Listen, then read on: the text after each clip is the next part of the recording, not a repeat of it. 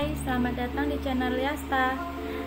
Sebelum tonton video, subscribe aku, kemudian bunyikan lonceng. Jangan lupa kasih like dan juga komen, biar aku semakin semangat untuk up video terbaru. Aku Madu, episode 106. Masa lalu. Saya akan menjawab semampu saya. Saya akan berusaha untuk memberikan jawaban sesuai dengan yang Pak Fatir inginkan. Ucap Rudi yang sedikit ragu mengucapkan kalimat tersebut. Entah mengapa, Rudi merasa firasatnya sangat tidak baik saat ini. Saya ingin bertanya tentang Ibu Rini, ucap Fatir. Apa saya boleh tahu bagaimana ceritanya Bapak bertemu dengan Ibu Rini? Kapan peristiwa itu terjadi? Kemudian bagaimana ketika Bapak menikah dengan Ibu Rini itu beberapa tahun yang lalu? Ucap Fatir. Wajah Rudi berubah ketika mendengar apa yang dikatakan oleh Fatir. Bayangan peristiwa itu kembali segar di ingatannya. Back to back. Pak Didin, tidak usah cepat-cepat, ucap Rudi yang duduk di kursi belakang. Iya Pak, hanya saja saat ini kondisi sudah malam, ditambah lagi dengan hujan lebat seperti ini. Nanti bila kita lambat, ada orang yang berniat jahat yang memanfaatkan hal tersebut, ucap Pak Didin yang sedikit menurunkan gas mobil kemudinya. Rudi yang duduk di belakang Pak Didin diam ketika mendengar alasan supirnya. Sebagai seorang supir, Pak Didin pasti sangat mengetahui bagaimana kondisi jalan yang saat ini dilaluinya. Kondisi jalan ini memang begitu sangat sepi dan daerah yang terkenal rawan.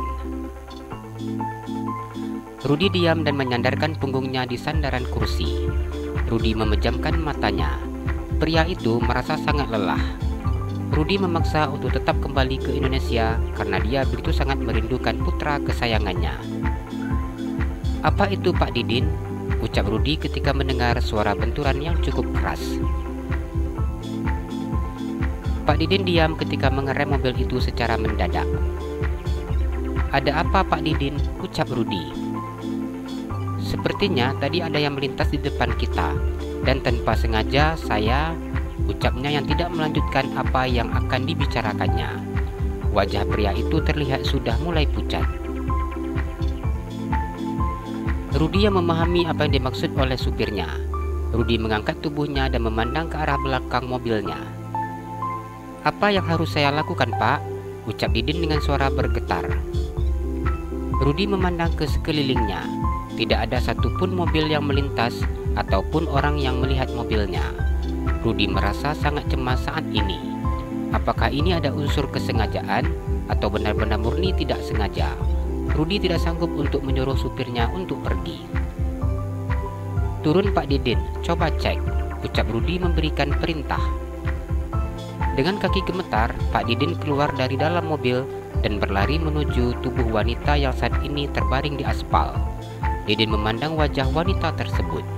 Dengan rasa khawatir, Didin memegang denyut nadinya. Masih hidup, ucap Didin yang begitu sangat lega. Melihat cairan berwarna merah yang begitu banyak di aspal, ditambah dengan air hujan yang turun deras, membuat Pak Didin merasa semakin cemas. Didin berlari meninggalkan tubuh wanita tersebut. Pak, masih hidup, ucapnya dengan nafas yang tersengal-sengal. Bawa naik cepat, ucap Rudi memberi perintah. Tanpa banyak bertanya, Pak Didin lari ke arah di mana tubuh wanita itu berada. Pak Didin mengangkat tubuh wanita tersebut menuju ke mobil. Pria itu berencana untuk meletakkan tubuh korbannya di kursi depan sebelahnya. Namun, melihat pintu mobil bosnya yang terbuka, membuat pria itu memasukkan tubuh korbannya di dalam mobil di samping bosnya. Kondisinya sangat kritis. Cari rumah sakit terdekat, ucap Rudi. Baik Pak, ucap Pak Didin yang mengemudikan mobilnya dengan kecepatan tinggi.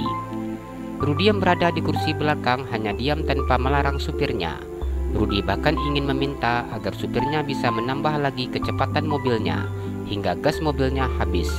Namun, Rudi membatalkan niatnya, mengingat risiko yang mungkin akan terjadi bila supirnya melakukan hal tersebut.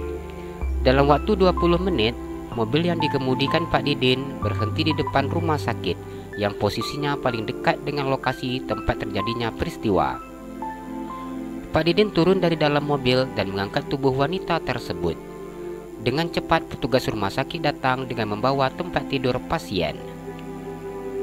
"Tolong lakukan tindakan apapun agar wanita ini bisa selamat," ucap Rudi memberi perintah kepada petugas rumah sakit. "Baik Pak, kami akan membawa pasien ke ruang UGD terlebih dahulu," ucap petugas yang dengan cepat berlari mendorong tempat tidur pasien. Rudi dan Didin hanya menganggukkan kepalanya. Rudi bersama dengan supirnya duduk lemas di kursi tunggu rumah sakit. Rudi memandang kasihan supirnya yang saat ini sudah tidak mampu lagi berbicara apa-apa. Wajah supir pribadinya terlihat begitu sangat pucat dan penuh dengan rasa khawatir. "Pak, bagaimana kalau wanita itu tidak tertolong?" ucap Didin. "Pikirkan saja nanti," ucap Rudi yang tidak menyalahkan supirnya sama sekali. Rudi tahu bahwa dalam kondisi ini supirnya tidak bersalah. Rudi sendiri tidak pernah menduga bahwa di jam seperti ini masih ada seorang wanita yang berjalan. Didin diam dan menundukkan kepalanya. Didin sudah tidak merasakan dinginnya malam meskipun bajunya sudah basah diguyur air hujan. "Kamu jangan khawatir, saya pasti akan berusaha untuk menyelamatkan kamu bila wanita itu tidak bisa diselamatkan," ucap Rudi yang berusaha memberi rasa nyaman untuk supirnya. "Terima kasih Pak," ucap Didin dengan nada yang begitu sangat lemah. "Apa dia tidak apa-apa?" ucap Rudi yang memandang dokter yang keluar dari ruangan UGD. Rudi memandang dokter umum yang keluar dari dalam ruang UGD dengan berlari-lari. Dokter umum itu tampak sibuk menelpon. Perawat keluar dari ruang UGD dengan infus yang sudah menempel di tangan pasien dan juga selang oksigen yang sudah melekat di hidung pasiennya. Melihat kondisi wanita itu, Rudi sudah bisa memastikan bahwa kondisinya begitu sangat tidak baik. "Apa kamu ingin mengganti bajumu?" ucap Rudi yang beranggapan kaki sopirnya gemetar karena rasa dingin. "Saat ini saya tidak merasa kedinginan Pak, namun saya tidak tahu harus berbuat apa Pak," ucap Didin. Rudi hanya diam ketika mendengar apa yang disampaikan oleh supirnya. Baju yang berwarna biru yang dipakai oleh supirnya sudah berubah warna menjadi merah. "Cobalah cari pakaian di sini, ganti pakaian, dan kalau bisa cari juga kopi," ucap Rudi yang sangat membutuhkan minuman hangat agar dirinya bisa merasa lebih tenang. "Baik Pak," ucap Pak Didin yang beranjak dari kursinya. "Bagaimana Dok?" ucap Rudi memandang dokter yang memakai jas putih tersebut. "Apa Bapak keluarga pasien?" ucap dokter muda yang berdiri di depan Rudi. "Tidak, saya sangat tidak mengenali wanita itu," ucap Rudi menjelaskan. Rudi menceritakan kepada dokter muda di depannya bagaimana peristiwa itu terjadi. Wajah dokter muda itu terlihat sangat cemas ketika mendengar ucapan Rudi. "Kita harus secepatnya melakukan tindakan operasi Pak. Saya sudah memanggil tim dokter yang akan melakukan operasi pasien. Bila Bapak bercerita seperti tadi, itu kemungkinan tipis kita bisa menemukan keluarga pasien dalam waktu dekat. Saya yakin Bapak orang yang sangat bertanggung jawab, dan saya berharap Bapak mau mempertanggungjawabkan semua yang berhubungan dengan biaya operasi dan yang akan kita lakukan," ucap dokter itu menjelaskan. "Lakukan saja yang terbaik. Saya akan mengikuti semua prosedur dari rumah sakit," ucap Rudi. "Baiklah, tadi saat perawat membuka baju pasien, yang ada di dalam saku rok yang dipakainya hanya ini," ucap dokter itu menunjukkan sebuah dompet kain yang sudah basah. Bentuk dompet itu juga terlihat sangat lusuh. Rudi menganggukkan kepalanya dan mengambil dompet yang diberikan oleh dokter pria tersebut. "Baik Pak, saya permisi. Saya harus menangani pasien itu sebelum tim dokter datang," ucap dokter muda itu yang kemudian sedikit berlari meninggalkan Rudi yang masih berdiri di tempat. Rudi hanya menganggukkan kepalanya dan kembali duduk di kursi yang tadi ditempatinya. Dengan sangat ragu Rudi membuka dompet tersebut. Rudi melihat isi dari dalam dompet yang sudah sangat basah. Tidak ada uang sama sekali ataupun kertas di dalam dompet itu. Rudi menemukan kartu identitas di dalamnya. Rudi membaca nama dari kartu identitas yang sudah basah oleh air. Rini, ucap Rudi yang menyebutkan nama wanita tersebut. Kartu identitas, kertas yang tidak dilaminating itu sudah sangat basah oleh hujan. Namun Rudi masih bisa membaca nama yang ada di kartu itu. Dan untuk biodata yang lainnya sudah tidak bisa terbaca oleh Rudi. Rudi memandang tim dokter yang baru saja datang dan berlari menuju ke ruang operasi.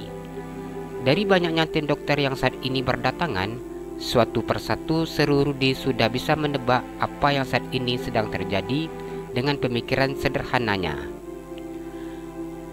Permisi Pak, tindakan operasi akan segera dilakukan.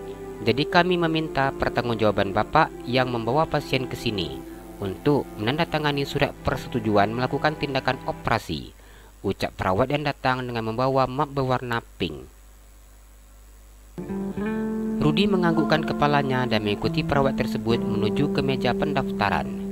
Rudi membaca semua isi keterangan yang ada di kertas surat persetujuan tersebut. Bila aku tidak mau menandatangani surat ini, nyawanya pasti tidak akan tertolong. Bila aku menandatangani, nyawanya juga belum tentu tertolong. Namun setidaknya ada harapan untuk dia bisa hidup, ucap Rudi yang kemudian menandatangani surat perjanjian tersebut. Jalan-jalan ke Pekanbaru, jangan lupa beli sepatu. Kalau kamu suka channel aku, please subscribe aku. Terima kasih.